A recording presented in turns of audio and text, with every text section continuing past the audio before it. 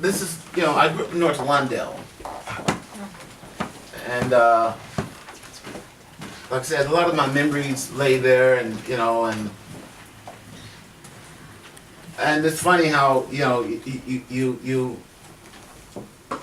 after a certain point, all you want to do is get out of there, get out of there, get out of the embryo, get out of that stage and stuff, and you're leaving. And you come back sometimes, but not enough to like be familiar with that place anymore. And community's changing. This is that community. There were car shops. There was this, embryonic stage of gentrification, and there was just the poor downtrodden. I always liked the downtrodden. I just love looking at buildings that were like partially torn and seeing that type of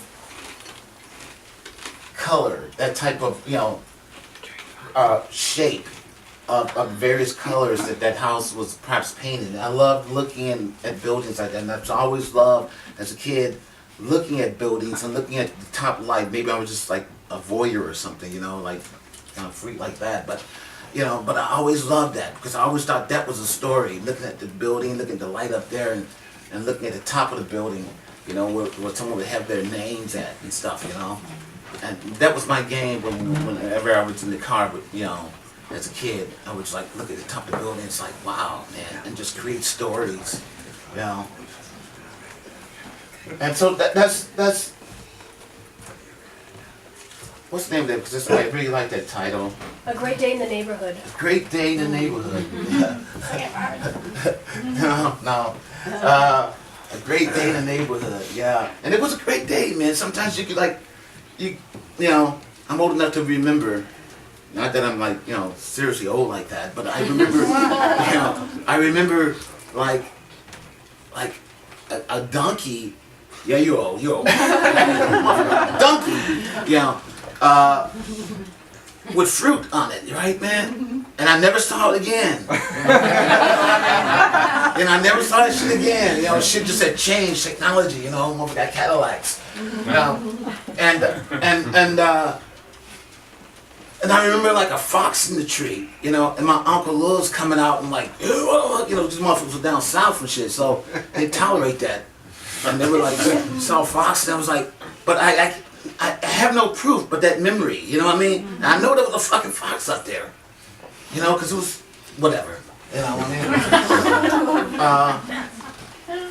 So this here, Schoolyard of Broken Dreams was the title of my first book, and it was the when I first read poetry, like 1970.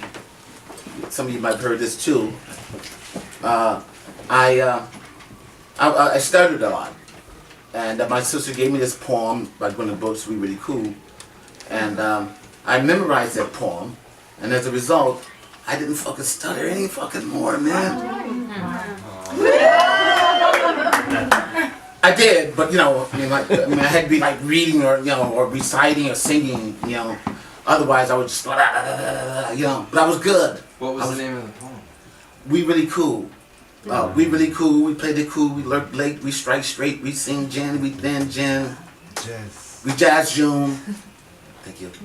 We die soon. And it was such a short poem with all the space around it, and I memorized that thing, man. I would just go around the crib like, yeah, you really cool, huh? Shit was like that then, And then one day on the playground, my bud Rodney Harris said, "Man, look at Marvin read this poem," And I was like, I got in the middle of the fucking playground, man, And I read that fucking poem, and people were like, "You motherfuckers." Sorry, motherfuckers. Get back. Sorry, gotta get it too deep. But like people were around, man. Like my peers and the teachers and the monitors and stuff like that were around me, and I was reading this poem, and they applauded. It wasn't a fight, you know. It wasn't like doing the dozens. It was Marv, the shy kid and shit, man.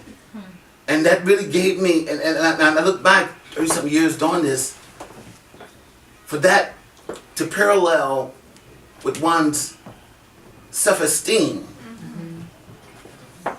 Really, I feel like that was my calling. To be a messenger. You know, shaman. Trickster. Anyway, so schoolyard of broken dreams, man. You know, and this is school, and here's some memories, man. And you know, and it's funny. They invited me to speak at the school on June 9th, career day, and that's gonna be great, man, because I made this circle. I'm going back to Crown School, 45-something years later, man. The poet, boom. You know what I mean? Yeah. I want to talk, and it's gonna be tears in my eyes because this is where it all started, man. In the hood, you know, and I get a chance to go back, you know, and be a hero, and talk to some kids and tell them what happened, you know. And I'm still here, so.